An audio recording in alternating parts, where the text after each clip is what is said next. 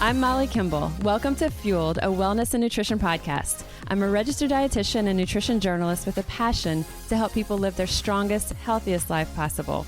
In my weekly TV segments and columns, there's a limited amount of time and space to cover everything, but there's so much more to share. This podcast is my opportunity to dive deeper into the topics you want to know about. So last week's episode was about alcohol free for 40. If you haven't listened to it yet, take a listen. We cover the full rundown of this 40-day challenge that is essentially our own self-experiment to see the difference that giving up alcohol has on all types of metrics, from labs that measure inflammation, liver health, to a close-up photo of our eyes, our face, our skin, our blood pressure, body comp, hydration status. So we look at the full spectrum of these pre and post in this 40-day challenge. So last week's episode, as I said, was kind of the nuts and bolts of that, why we started this challenge, how it kind of came about, how to do the challenge, and wherever you are, whatever state you're in, whatever country you're in, you can join in any time of the year, kind of the step-by-step of how to do it. So this week, I wanted to explore the topic a little deeper with those who know the most about it. So I'm really excited to be joined by several experts today who are going to be digging into this topic a little more with us. I think that it's always helpful for us to understand the why. So our first guest is an alcohol scientist who will be exploring how and why alcohol influences our brain, how and why it affects our abilities to handle stress and anxiety, sleep, inflammation, all of these things that we have a strong hunch and we see over and over and over that it has these impacts on us. And we hear this feedback from our Alcohol Free for 40 participants. But he really dives into the science of alcohol on all of these parameters. So helping us to understand how and why also, I think, is a big step towards realizing which of these things are really going to be most impactful to us personally, and for us to really dial into while we're doing something like the Alcohol Free for 40. After that, we'll shift gears, and I'm joined by two physicians who they are psychiatrists, and they specialize in the field of addiction. And they're very quick to note that the Alcohol Free for 40 challenge is not about this, and it is not their typical patient base, but a lot of the same strategies that really work for their patients are things that can work for us on a very daily basis. And I think that you'll get a lot from their very real world approach. They're very down to earth, just super encouraging, super positive. Whether or not you're doing the Alcohol Free for 40 challenge, I think it still would be a really good listen. I really enjoyed my conversation with both of them. So here's a few of the highlights from my conversation with Dr. James Garbutt. He is an adjunct professor of psychiatry at the University of North Carolina. And I am going to have him give his own introduction because he's done a lot. He's done a lot in this field. So Dr. Garbutt, thank you so much for taking the time. You're very welcome. I'll let you do your intro and kind of give us the full scope of your affiliations and what you do, what you're currently doing, and what your research has been in the past. So my name is Dr. J.C. Garbutt. For majority of my career, about 45 years, I was a professor of psychiatry at the University of North Carolina, Chapel Hill, and a research scientist at the Bowles Center for Alcohol Studies, also Chapel Hill. And my work has really been focused on both understanding sort of the biology of alcoholism, alcohol use disorders, and also figuring out ways to help people move forward and get treatment for alcohol problems, including the use of medications. And my primary interest over the last 20-something years has really been developing medications for alcohol use disorders to help people make progress in their health. And you've studied a lot of the effects of alcohol. So these things that we're aware of, or we know these things happen, I'm hoping that you can help us understand the why. And I think there's a lot of myths around alcohol that you and I will be talking about. And then a lot of things that it truly has a physical effect that in some cases we're not even aware that sometimes what we're turning to alcohol to help us with is actually harming us. Mm-hmm. So one in particular that we had talked about briefly before is stress and anxiety. And that's something that I've talked with our listeners before on this podcast of a lot of times we turn to alcohol as a stress reduction. I've had a rough day, a long day, a stressful situation. I'm going to have that glass of wine or pour that cocktail. Um, but it's not really something that helps us reduce stress. So tell us more about that. Well, it's a great question and it's a very important one. Alcohol, which is this very simple little molecule that does all these very complicated things in the brain, and we're just continuing to learn much more about it. But one of the things we know is that, and intriguingly, is that alcohol has sort of an anti-stress effect or an anti-anxiety effect. So people do feel kind of more relaxed, less tense, less stressed as the alcohol is being consumed. And that, as you mentioned, after work or coming back and having a few glasses of wine or feeling those kind of positive feelings. The thing we've learned really over the last 20 to 30 years is that at the same time alcohol is doing this acutely, it also can be activating stress systems in the brain. So the following day, our stress systems are actually more active. And what happens then over time, as weeks or months or years go by, these stress systems can become quite active, such that one may be drinking in order to calm down the stress systems they've activated with alcohol. And what people find many times is they have a period of time away from alcohol for a while. They feel, oh, I'm feeling more relaxed. I'm feeling not as irritable, not as stressed, not as tense. I didn't know I could feel this way. I thought maybe only alcohol can make me feel that way. And we now know this sort of biologically, that it's activating these systems in the brain. And that's so it's kind of a push-pull thing. Oh, I feel acutely relaxed, but then over time, it's making things worse. And am I right that it almost like it lowers our threshold, our ability to handle these stressful situations? So if something is a level 3 of a stressor, it can make us almost perceive it as a 7, 8, 9, 10? That would be one way to put it. Yeah, so when we think about stress and how our brain reacts to stress, we have systems in our brain that get activated. And in a way, so alcohol is sensitizing those systems. And so when we have a stressor that would, say, activate it to one level, after drinking over time, it may activate it to 3 or 4 times where it was. So this is our 5th year doing our Alcohol Free for 40 challenge here in New Orleans, and excited that we're taking it throughout the state for this 2020. And when I first started it, it was 2016, right after Mardi Gras was our first time. But in 2015, as I had pitched it to my editors at the newspaper, hey, is this something we can do? So let me do my own self-experiment. And so I had gone in, I'd asked my doctor to do all the lab markers that we talk about. And I said, let me give myself a week. And I also wanted to see what kind of changes are going to be in 1 week. But what I noticed so I kind of did myself as my own experiment. I thought, if I'm going to be asking our community to do this, I need to see how it feels. And so, we always have a lot going on. There's always a lot of things that, everybody's got a lot on their plate. Well, one thing that had been happening over time, I've been doing TV segments for years. At this point, it's been 10 years, 12 years weekly. But at this period of time that I was doing my own little self-experiment, I had been experiencing when I would do a TV segment live or when I would be in front of a group of people presenting, something I'd been doing for 15, almost 20 years presenting to people. I was having a very high reaction to the stress. And I was, sometimes you get those jitters right when you first start a presentation. I think that's normal, but you can kind of dial it back and you get control of it.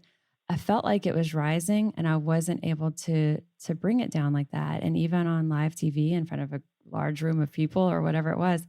And I thought, wow, but I thought it was just, it's kind of one of those things where we can always excuse it to something else. We always put it on something else. I was like, well, gosh, I have so many other things going on, or I have a lot in my mind, or I have a lot that I'm, trying to fit in and my anxiety is going up. Well, just in that 1 week that I gave myself to that first step to try that alcohol free, I had several events and I didn't experience that. And I thought, wow, this is a game changer, that even in just going, being 3 days, 5 days, now 7 days into not drinking and being in situations that were eliciting that response, to not have it, for me, that was life-changing.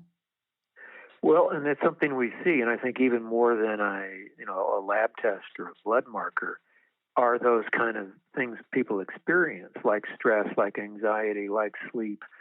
Those things, I think, are probably the most sensitive kind of markers of positive change. And people, have a period of time away from alcohol, they realize, oh, I'm feeling different. Oh, maybe I'm less irritable, I'm less anxious, I'm less stressed. We know that alcohol, in some cases, can actually, contribute to like the onset of, say, panic attacks. And so when the person gets in an environment like you're describing, who would have been mildly anxious, it could potentially trigger a full-blown panic attack, which is a extremely uncomfortable situation. And it was starting to feel that way. And this isn't something I like. Now I'm putting it here on our podcast, but I would feel heart racing, my ears roaring. Things were starting to the room was going dim, and I'm like, this is live TV, or like this is in front of hundreds of people. It can't happen.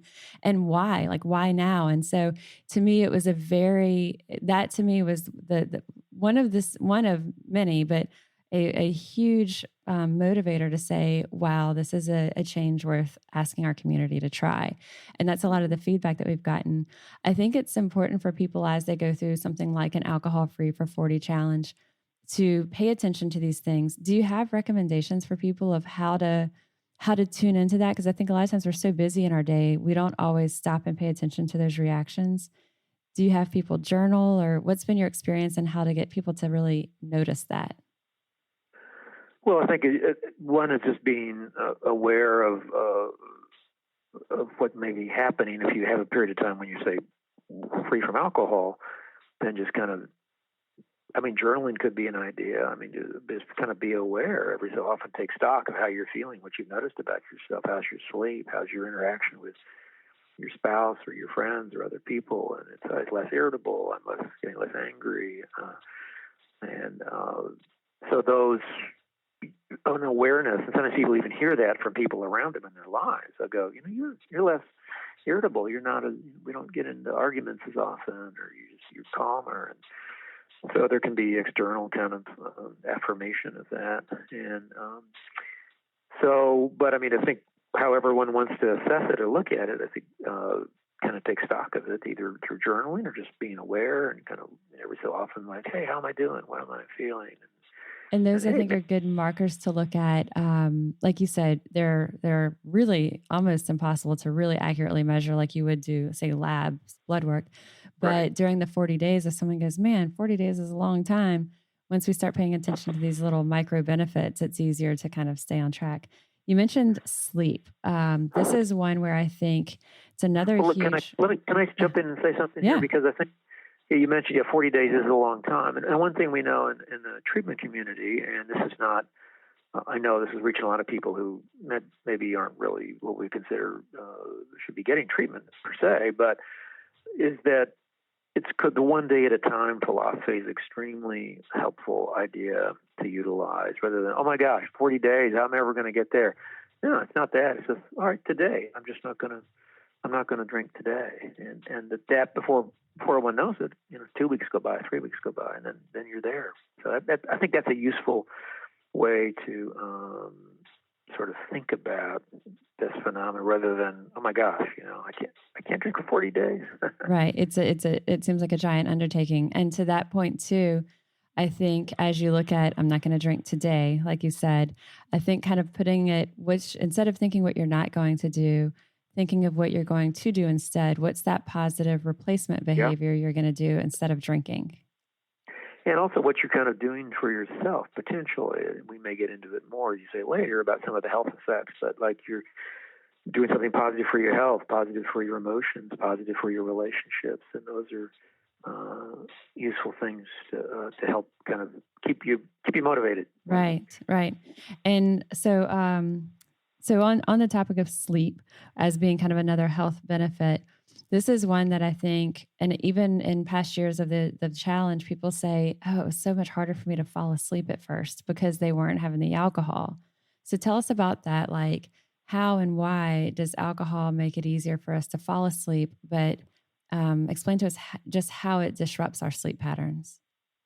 Yeah, well, in a way, it's kind of like with the anxiety that I mentioned earlier, that the initial effects, of course, it is a sedative medication. So if you drink alcohol, you will get sleepy. You can't get sleepy. Of course, you drink more and more, you eventually could even get into a semi-comatose kind of like state. So it's a sedating depressant drug. Right. It's like, is someone falling asleep or are they passing out?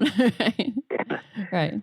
Although alcohol is, as I mentioned, it's a simple but complicated molecule, because when one at the initial stages of consuming the alcohol, it has this kind of activating effect, where people feel alert and they're talking more, and they may feel this little euphorogenic rush, and they just feel. I mean, that's the cocktail party was all about. Is it's a social lubricant. People interact more, they have more energy, they do things.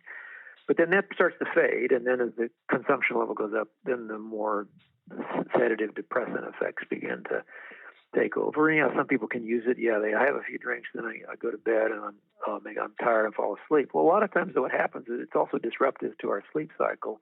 And so later on at night, then after a number of hours, sleep may be disrupted. People are more likely to wake up. They're less likely to have total sleep time, to get into deeper stages of sleep and have more restful sleep. So it's a sleep disruptor. We know that.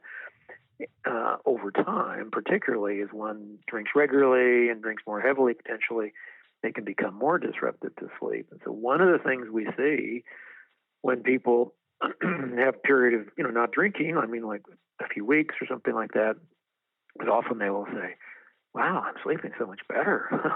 I feel so much more rested. I'm sleeping longer. I don't wake up as often."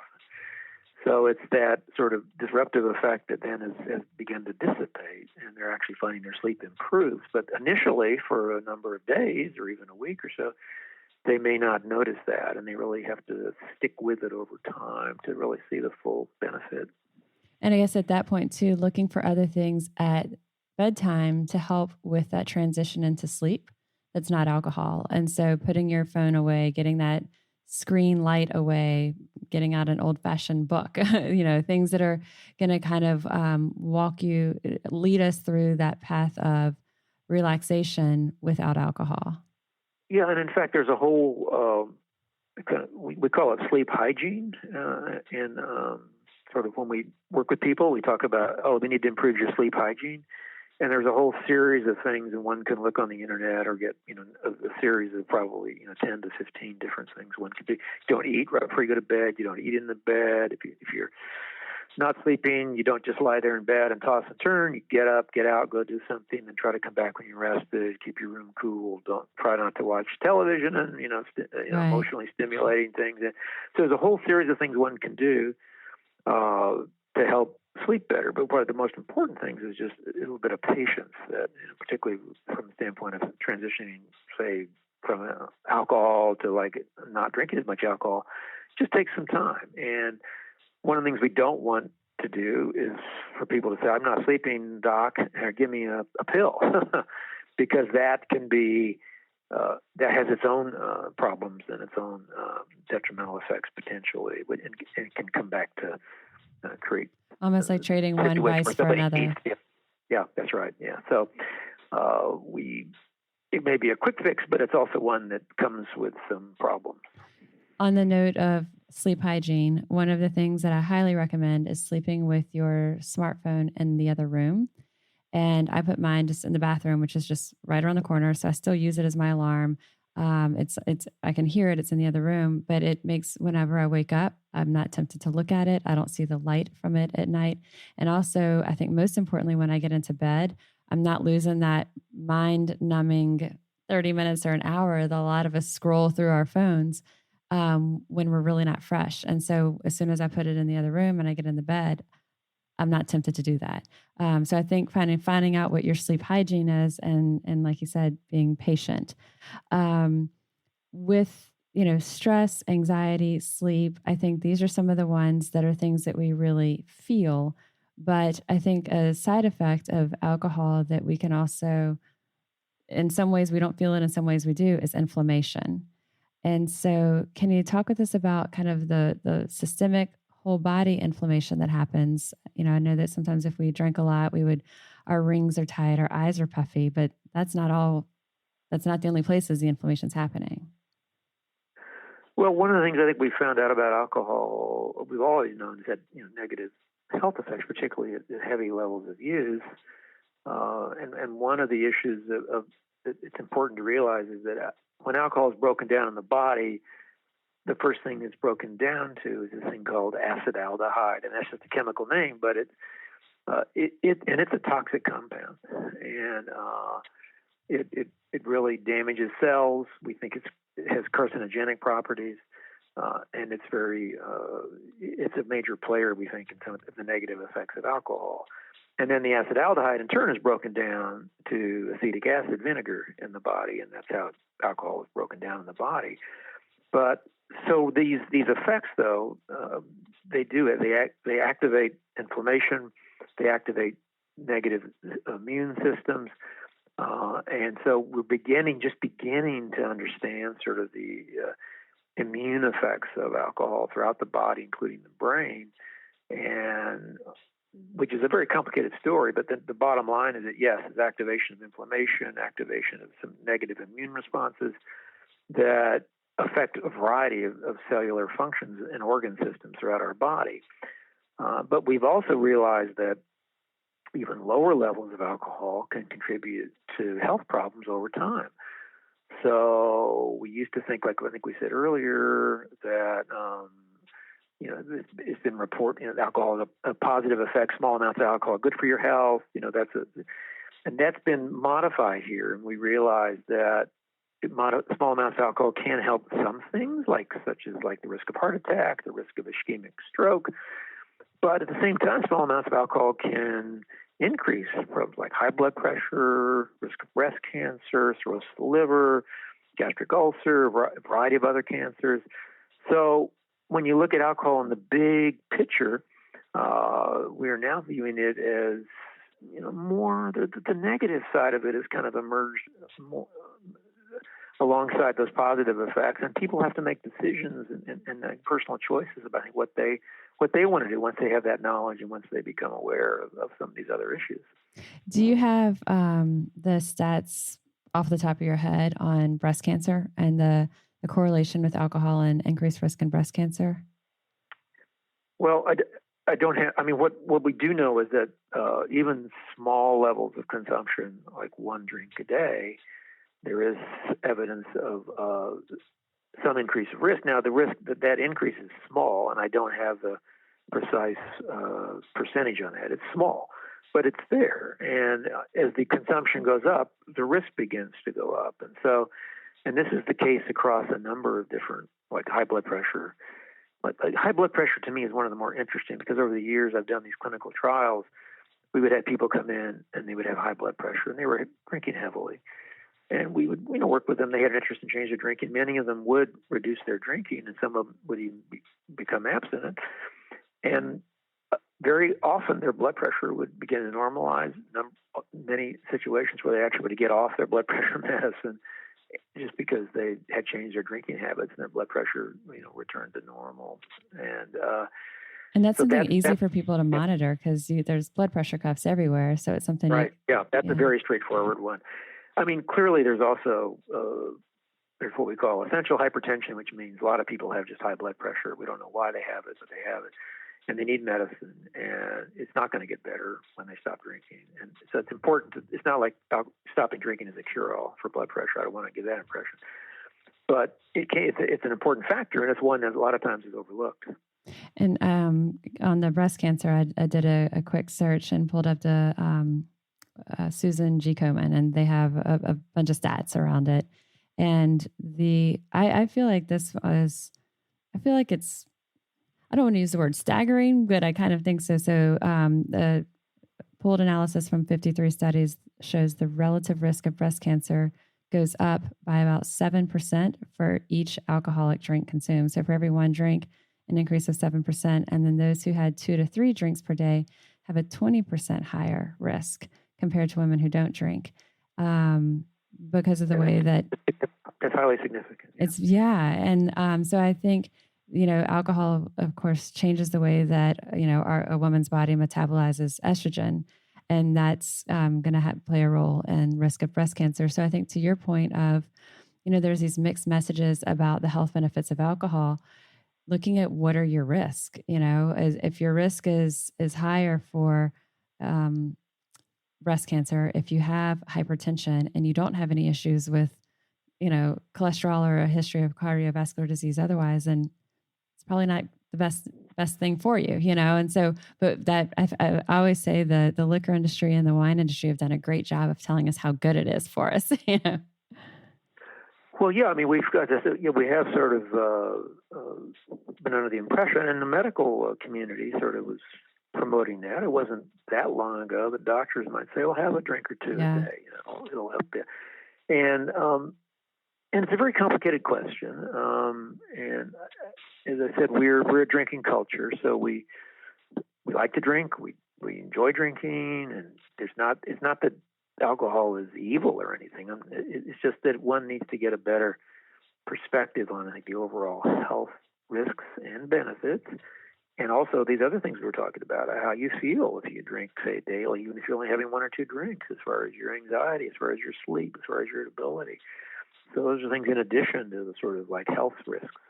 I think, and that's one of the things with the challenge that we always kind of make sure to say, this isn't about saying that alcohol is bad, but it's helping people kind of evaluate their relationship with it. And a lot of people will use it as a reset. They don't have an intent of going alcohol free forever, but they're using it kind of as their annual reset to kind of bring things back in check after holidays and things have kind of been, that the period of abundance, then kind of like, just let me get back to a more moderate approach. When we're talking about inflammation, you were talking about the effects there. I think one of the benefits that we'll hear a lot is that people's kind of general aches and pains, their joints and the stiffness and stuff, that all improves. So when we're talking inflammation, we're talking about inflammation that can increase risk for things like, heart disease, certain types of cancer, but also sometimes it can be that inflammation someone feels like arthritis, inflammatory arthritis. Mm-hmm. Okay. Yeah. I mean, I think we're just beginning to understand how alcohol and the immune system sort of interact, but one thing we do know is that when people do reduce their alcohol use, or at periods of time when they're not drinking, a lot of these things can get better. And it's something that I would encourage people to do if you're doing the challenge. One of the things that we do is we take a close-up photo of people's face. And this is someone, even if you're listening and you're not in our area to come to our actual kickoff event, but you're doing it on your own, easy. Get someone to take a tight shot of your face, like one you don't want to share with anybody.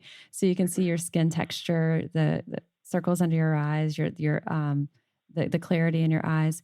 And that, I think, what people really see, where we really see a visible change, is the reduction in puffiness, those dark circles under the eyes, the puffiness around the eyes. And I think it's kind of a visual, if we can see this is what we're just seeing in our face, imagine what's happening throughout our bodies.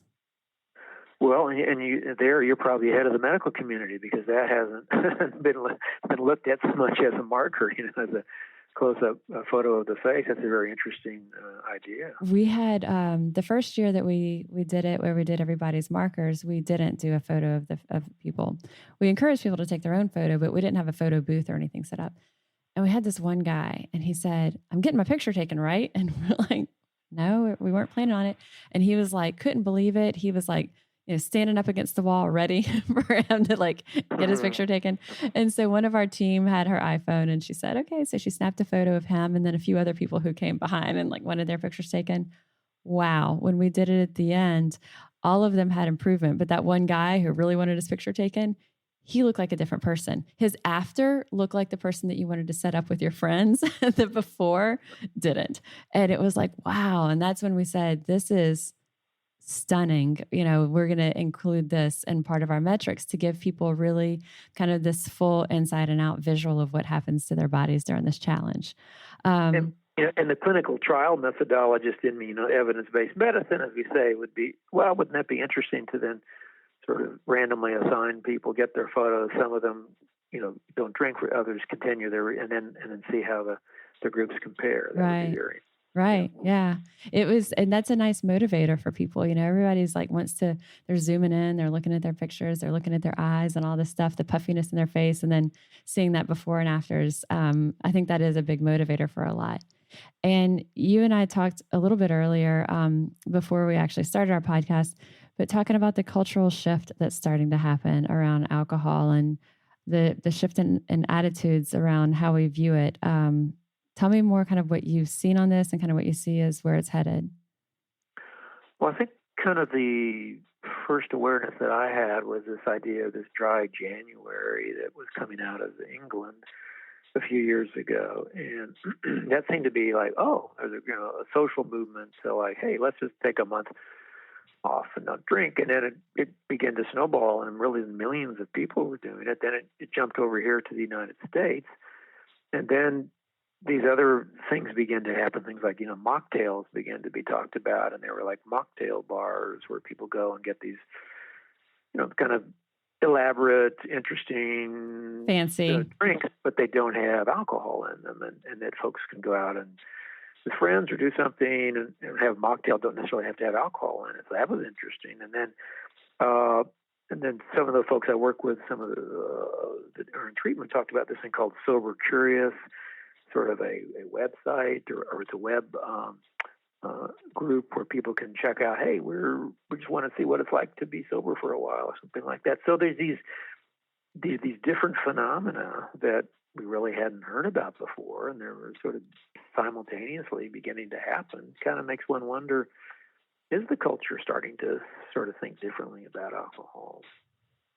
The thing about these challenges too, Sober October, Sober Curious, Dry January, or Alcohol Free for 40, I think the thing that they all have in common is that they're relatively lighthearted challenges. And it's a nice way for someone to dip their toe in. They don't have to make a giant commitment. They're not, confessing that there's a big problem. It's not, it's something that they're fun, they're light, and it puts a positive spin on it. You put fancy alcohol-free cocktails somewhere and, call it a mocktail. One of the things that we do with our restaurants and bars throughout our regions is work with them to include, the low sugar kind of eat fit, still lower sugar, but mocktails on their menu. And we have mocktail meetups. We have happy hour workouts talking about replacement behaviors, getting the group together who's all doing the alcohol free for 40 challenge, and those who can make it come into that Friday afternoon happy hour workout followed by, their alcohol free mocktail. So ways that you're putting a positive in versus just what you're not doing, not drinking. Yeah, no, I think that's very important, and that's really some innovative and positive things there. Yeah, very much so. All right. Well, thank you so much, Dr. Garbutt. I really appreciate your time with us. You're very welcome. All right. Have a great day. So we covered a lot about the physical effects of alcohol, those physical manifestations from anxiety to stress, impaired sleep, inflammation. Covered a lot of these in depth with Dr. Garbutt. So switching gears a bit to more of our behavioral changes, action steps, things that we can do on that day-to-day basis throughout this Alcohol Free for 40 challenge and beyond to really, quite frankly, make our lives a lot easier, not even just as it relates to doing the Alcohol Free for 40 challenge, but tuning into a lot of the reasons why we may do certain things and why we may make choices, whether it's related to alcohol or anything else, that aren't best for our bodies. So I'm joined here today in my living room by Dr. Dave Galarneau, board certified psychiatrist and addiction specialist with Ochsner Health. He's also the medical director of the Addictive Behavioral Unit at Ochsner. And I'm also joined with us, we've got Dr. Doug Alexander. He is a second-year psychiatry resident with a lengthy background of volunteerism with local recovery programs. So welcome, you guys. I'm excited to have y'all here. Thanks for having us. Yes. And may I say, this is such a lovely living room. Oh, thank you. I appreciate it. And we have the door open because it's a gorgeous day here in New Orleans. So we may have birds chirping in the background. I hope we do. But yeah, thank you. It's a very, very nice day here. Thanks. So give us a little bit of background, each of you, with what your roles are. So Dave, starting with you as medical director of the Addictive Behavioral Unit and kind of what your role is day to day there. Sure. We have a intensive outpatient rehabilitation program at Ochsner. People come, it's a 4 to 6 week program. They come Monday through Friday. And we really work with people who have alcohol and drug use disorders. So a little bit more significant issues than a lot of the folks who I think are doing the 40 and 40 challenge. We work day in and day out with the patients around how to change their behaviors and what they can do to kind of start a new lifestyle. And I think that those are very applicable to what the folks who are doing this challenge will be doing as well. I agree. Because for some people, 40 days seems like an eternity if they haven't done it. Yeah. Even if they're just a casual drinker, 40 days feels like a really long time. And so Douglas, tell us your background, kind of your role, second year psychiatry resident. That's right. I'm a second year psychiatry resident, which means I've gone to medical school and I'm now studying psychiatry to become a board certified psychiatrist. We rotate through several different areas of psychiatry as residents, and one of those areas is addiction. I have a very strong personal and professional interest in addiction.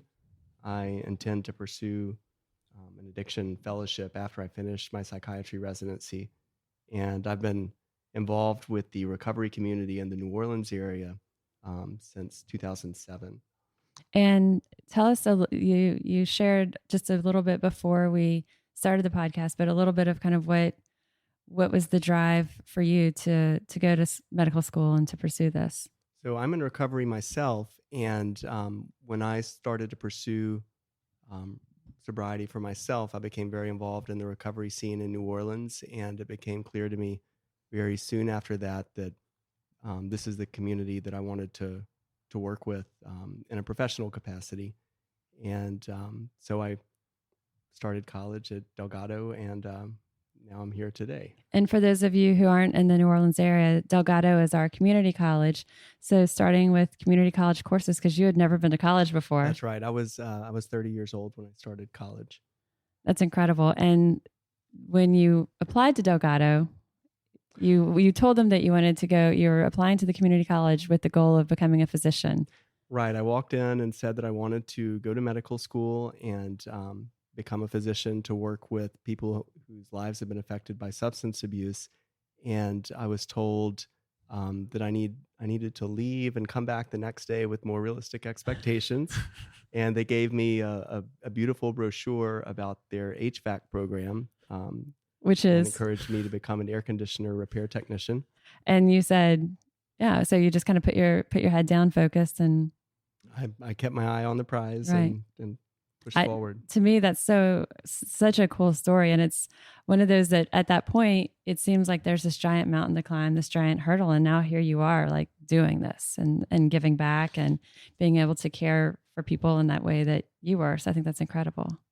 I've had a chance to work with Doug for the last month on the service, and I can tell you he's a true natural, and the addiction community is very lucky to have him. Yeah. And we're looking forward to him joining our ranks in the near future. Yeah, I love it. So talking about the, with alcohol, there's so many people respond to alcohol differently. And I think as people are listening to this, both of you guys, as your role as psych resident, as your role with Ochsner with the rehab program, y'all are again dealing with more serious addictions than what, and a lot of people who are listening to this are like, Molly, come on, I'm just doing the 40-day challenge. I have a glass of wine every day. I'm giving this up for 40 days. We totally get that. But for a lot of people, there's that slippery slope where a little bit over time becomes habitual, and they do feel like 40 days is an eternity to give up alcohol. Some people do have that question mark about, can I, or what's my, how much do I feel like I need alcohol versus I'm choosing to have it? What happens, I guess, that slippery slope, and how are people differently, how are wired differently, hardwired in our brains, and how do we all respond differently to something like alcohol? Well, one thing I'll just jump in with first is that 40 days, that can seem like a really long time, and when we work with our patients, we try to get them to break it down into more manageable chunks. No one can predict the future, and no one knows what's going to happen, but we try to focus on one day at a time. And, if you think about, okay, I'm going to give up alcohol for 40 days, and that seems a really long period of time. But if you say, well, I'm going to wake up today and I'm not going to drink today, and just worry about today, and then we'll wake up tomorrow and see what tomorrow holds. That's a good place for people to start as they face this challenge, I think. And we'll be talking about replacement behaviors coming up too, and kind of some of those things to put in. So as you do wake up and say, okay, I'm not going to drink today, thinking of what we'll be doing instead. But before that, with our brains, are there some people who I guess we always, know that there's people who have it. Alcoholism, for example, runs in their family, and you feel like every uncle or aunt kind of has this addictive, has had a history of addiction. Are there certain is it personalities that are more addictive or type, or is it what's happening in our brains with alcohol? What's something just to kind of understand why with the same environment, one person keeps that balance, that moderation, and that's easy peasy. Others feel like they're kind of going down that slippery slope. Same conditions. We all cope with things in different ways, and some people are prone to reaching for external things to change the way that they feel. And that's one of the things that contributes to it. I know that throughout life we have different stresses, social stresses that we face, different changes in work, and alcohol, as we all know, it's something that some people drink because it tastes good, other people drink it because it helps take the edge off. And when that taking the edge off component of drinking, when a person starts to kind of over rely on that and incorporate it into a daily routine, it becomes a regular coping mechanism. And that's when things get a little bit risky, is when the person becomes to rely on it for that reason. And I like to think also a nature and nurture model. And some people, when we refer to nature, we refer to things like genetic predisposition. There's definitely some of us, unfortunately, whose genetics are lined up against us and are more predisposed to addictive behavior and personality. And so they kind of more easily fall into these kind of problematic drinking and drug use behaviors. Other people, it has more to do with the environment, and the more that you tend to be around it and that you have exposure to it, it can get linked up in your brain through a reward pathway that uses a neurotransmitter called dopamine. But most people, they have some combination of the two. And if you that have really both, was what set them off. Both becomes that recipe for, I don't want to say disaster, but both can be that recipe that kind of creates that perfect storm if you're genetically predisposed and you're in an environment. Right. Would people who are genetically predisposed to something like, being sensitive to the effects of alcohol or sensitive, more prone to addiction, would that be also the people who kind of have what they would define themselves as extreme personalities, that they kind of do everything to excess, whether it's exercise or, whatever it is, digital, social media, people who kind of, whether it's alcohol or other things in their lifestyle, I guess if they have extreme behaviors in other areas of their lifestyle, are many of them also more prone to kind of having the addictive component for things like alcohol? I think that people who have a lot of maybe compulsive behaviors or almost behaviors that are similar to addiction in other ways, like exercising a whole lot or, being workaholics, that you do see a lot of comorbidity with alcohol use and in that population. But that's not to say that everybody who uses alcohol to excess or is extreme in every part. Exactly. Right? I think that the issue is that when it comes to the genetic side of alcoholism and drug addiction, that there's probably just a large number of genes that are involved. It's not the same as sort of like you have either blue eyes or brown eyes. There's probably, 10, 20, maybe even more genes. And so you can have it's a real diverse cohort of people. And so some people do kind of display what we call cross addiction or an addictive personality, where they can easily transition from one substance to another type of behavior, whereas other people just tend to be more focused. They have problems with one particular substance or something like eating, and that seems to be an isolated issue for them. It's interesting you brought up eating. In past years for the Alcohol Free for 40, some people's markers for things didn't improve like we thought they would, or especially like when we do body composition. And it was like when they came in for their post-challenge labs, true confessions were coming out because they'd been hitting the ice cream, they've been hitting the sweets, and really kind of putting these replacement behaviors that were not good. And so much so that we started encouraging almost like a 2.0 version of Alcohol Free for 40, where it included also sugars and white carbs. Let's pull that out because, we don't want to put one one behavior and for the other. So when we're looking at, okay, whether you're doing this 40-day challenge with our Alcohol Free for 40, or you're listening to this podcast at some other time of the year and you think, you know what, I'm going to kind of give it a go for 10 days, 20, or do your own 40-day challenge. What are some of the key strategies that you would say, where do they start? Where do we start to be successful as possible throughout this? One common acronym that's used a lot in 12-step meetings is HALT, H-A-L-T, which stands for hungry, angry, lonely, tired. So just maintaining a state of awareness throughout the day and checking in with ourselves to make sure that we're not pushing ourselves past the limit. Because a lot of times, with work, we feel like we're pressured to meet a certain deadline, or maybe we want to impress somebody socially. And sometimes when we're doing those things, we'll deny ourselves of basic things like food, not consciously. It's just something that happens. And I also try to get my patients to think a little bit about, to think optimistically, but to plan pessimistically. That, we want people to be motivated. This is a very doable thing. This is not rocket science. We're asking you to just, not pick up a can or a glass and put it to your mouth and swallow. Having said that, it's very basic if we think of it, right? It's a very basic thing. But there's this a Zen quality to it because it can be one of the hardest things for some people to do.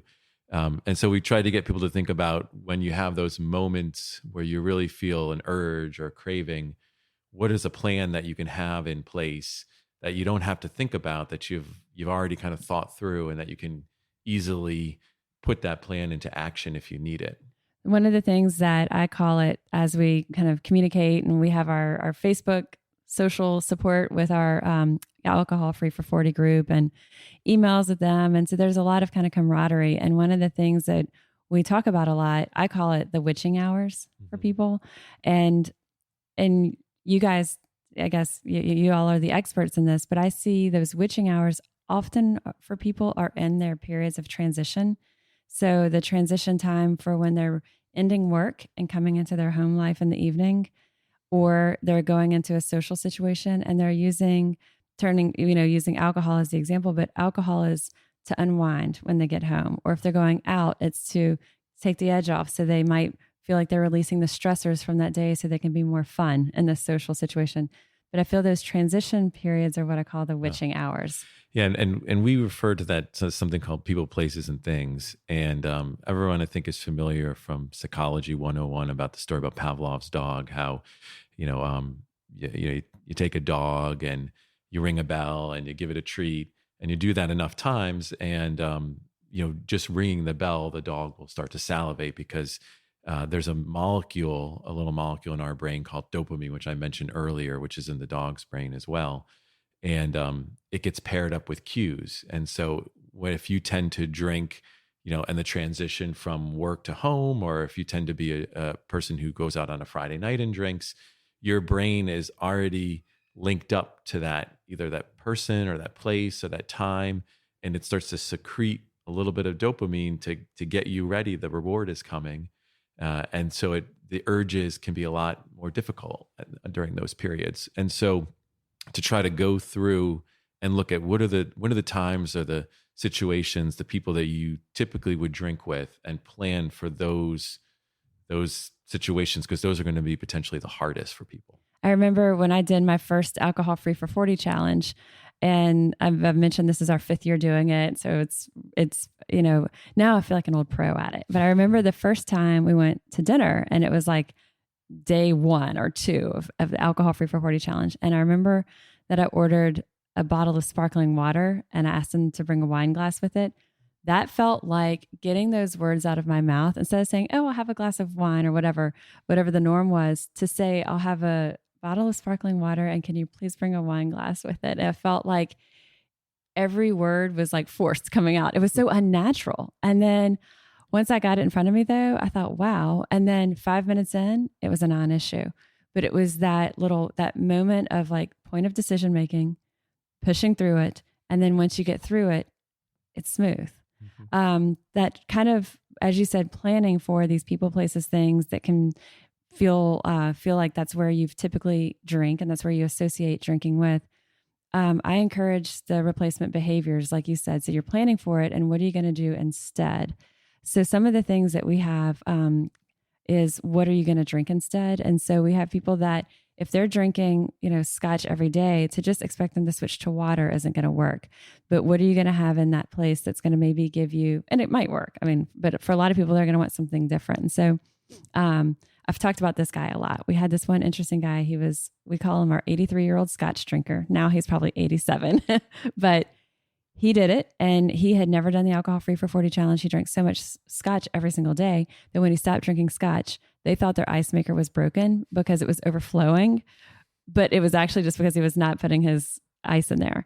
But he switched to kombucha, and he had never had kombucha in his life. And at our alcohol free for 40 kickoff party, we have things like all the different flavors of kombucha by Big Easy Bucha, our local brewery, so that people can try it, taste it.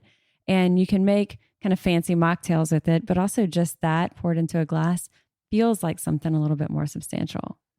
That's something that is very helpful in the early days of not drinking. Is for example, if you go to a restaurant, when the server comes around, self-identify as a non-drinker, say, I don't drink. So what other types of beverages do you have? And in addition to being able to drink something without alcohol in it, you've kind of framed yourself as somebody who's not going to be drinking, and it makes it a little bit easier to get through the meal without having that thought of maybe I should.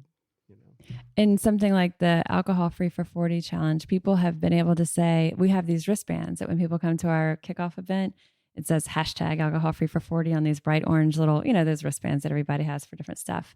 And so they'll kind of point to it. Oh, I'm doing the alcohol free for 40. I'm not. So it's still kind of light, and they feel comfortable saying that, but pointing to the wristband or kind of acknowledging that. And then the people with them are like, oh, and then that also kind of starts that conversation. The other, I guess, replacement behaviors, what are things that you guys have found successes in?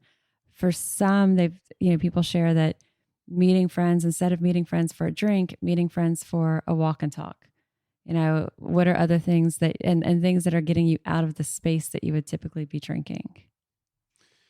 I also, this is maybe sort of related, maybe a little bit different, but I think you need to think of replacement behaviors also in a sense of one of the, as Doug said, with the HALT acronym, hungry, angry, lonely, and tired. The lonely, the boredom, so sometimes what the issue is that if you have large swaths of time that aren't filled, you're a little bit more likely to fall into cravings and negative thinking. And so sometimes it's just putting in activities that you don't normally do.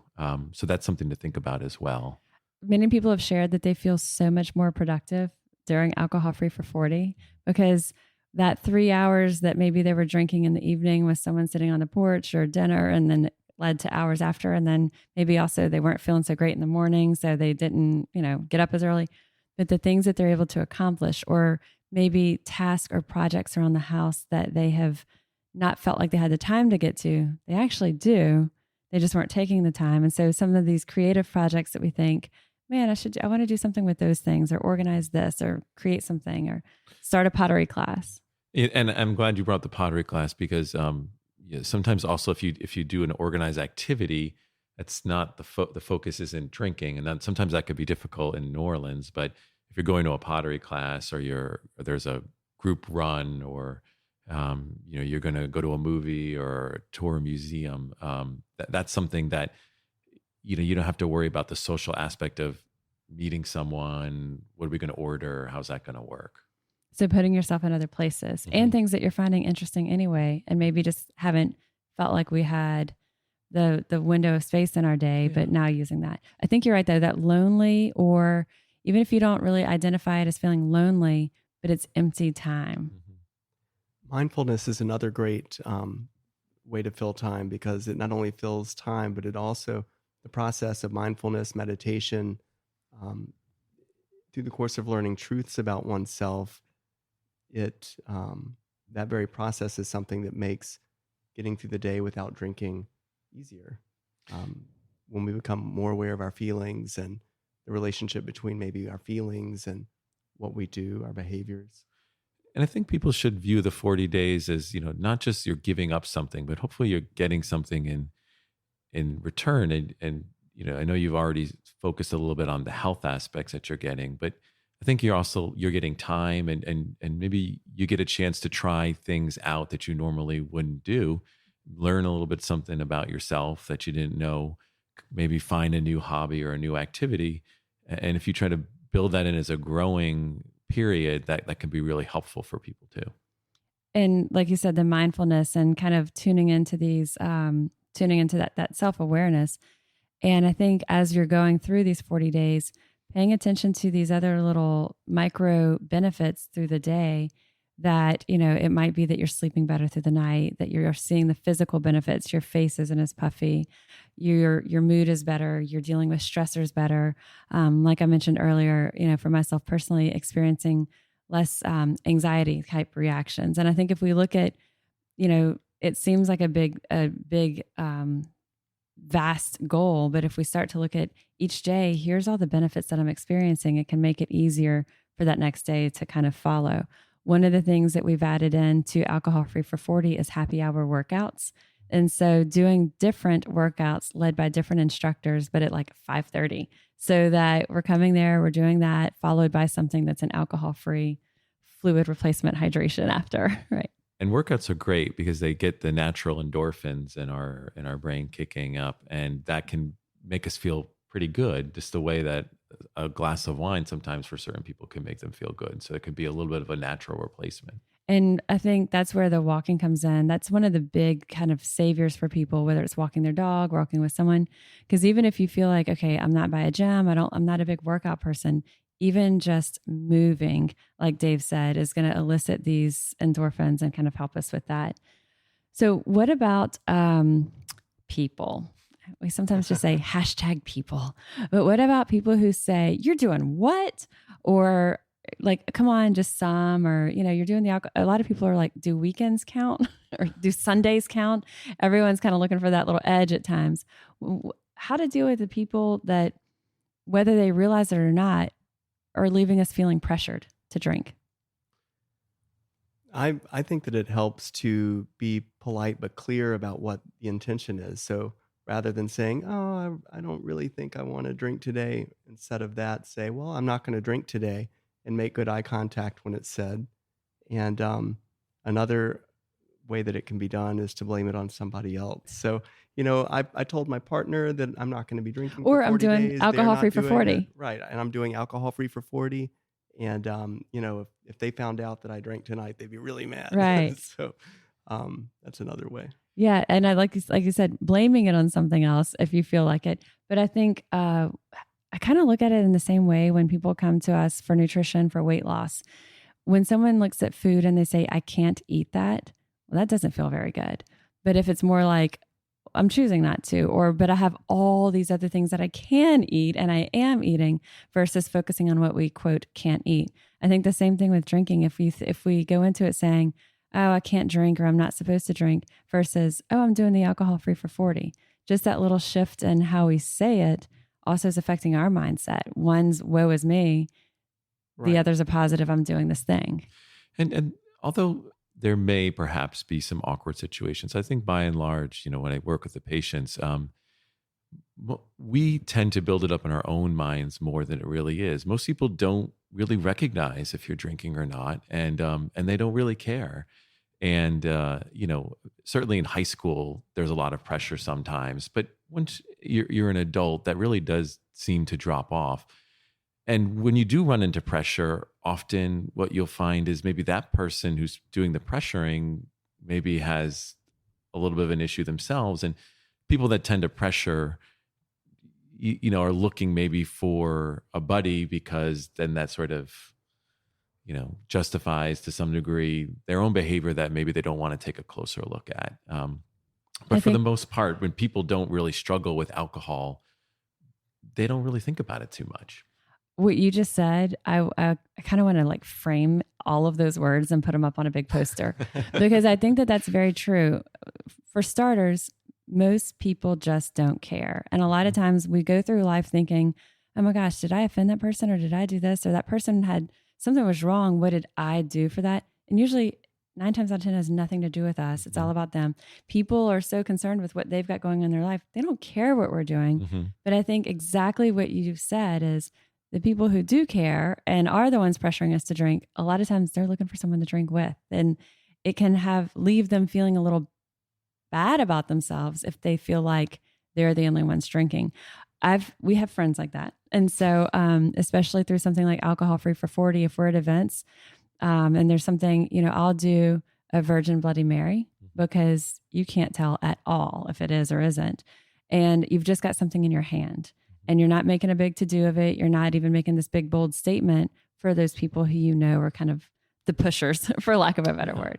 I mean, I think it's a very compelling reason to say that, I've been thinking a lot about my health and I want to see if subtracting alcohol out for a period of time makes me a healthier person. And it's hard to argue with that. And I think most people would pretty readily accept that as a reason. Yeah, great point. Your Bloody Mary recommendation is on point because I love mixers. I don't drink anymore, but I do love mixers. So that's something that is very helpful. It's just I love a club soda with a splash of cranberry. And it looks fancier. I have it in my hand and I feel like I fit in and nobody has to know. Versus a bottle of water, which just looks pitiful when everyone else is drinking and it's broadcasting it. Whereas if you have a glass of something, one of the cool things is that some local restaurants and bars are offering Eat Fit mocktails specifically throughout Alcohol Free for 40. And we have those places listed on our website to guide people to, because it's kind of cool. Like, you can go there and you've got this to fall back on that isn't also loaded with a bunch of sugary mixers and stuff. Dealing with potential setbacks. So if someone says, man, I had my game plan on, I planned, as you said, how did you say it?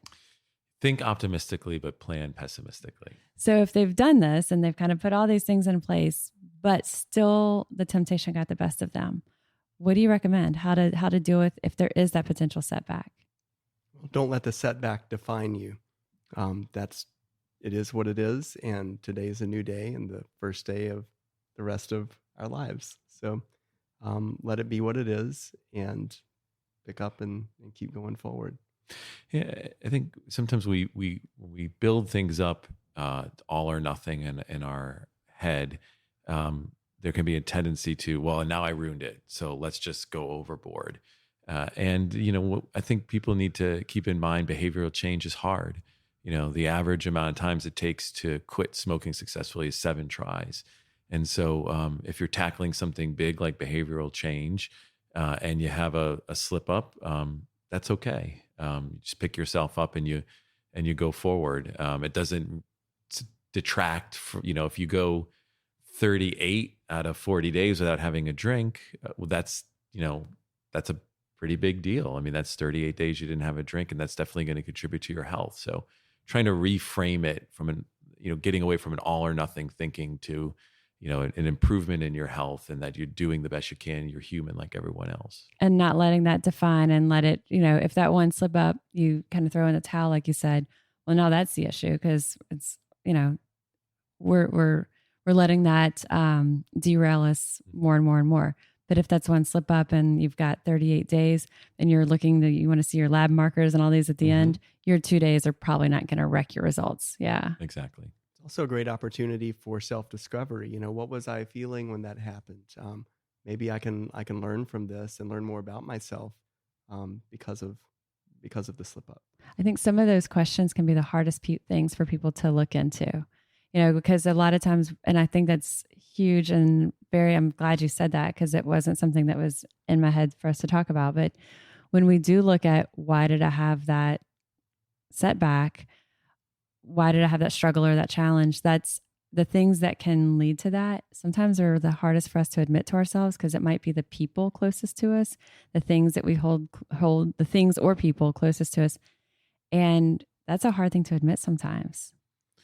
To ourselves. And when we take what we learn from that experience and then we go back to the drawing board to our plan and then edit our plan accordingly, being mindful of the people, places, and things and the triggers. And, now we discovered this is a trigger. I hadn't thought about that.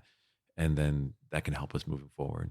I find a lot of times it's relationships around us, and sometimes it's, people that you can't and don't want to not have in your life. I mean, if they drive you crazy, but if that person is your mom, got to figure out a way to deal with this without wanting to have that. So, but I do think that really, like you said, yes, it was a setback, but using that to explore the why behind it and kind of what's driving that. I think that takes us the benefit of, if we can kind of get under some of those and understand our reactions and help manage those better in the future, that's like a success well beyond this 40-day challenge. And it's important to keep in mind that we're not talking about weaknesses or personal faults or defects or anything like that.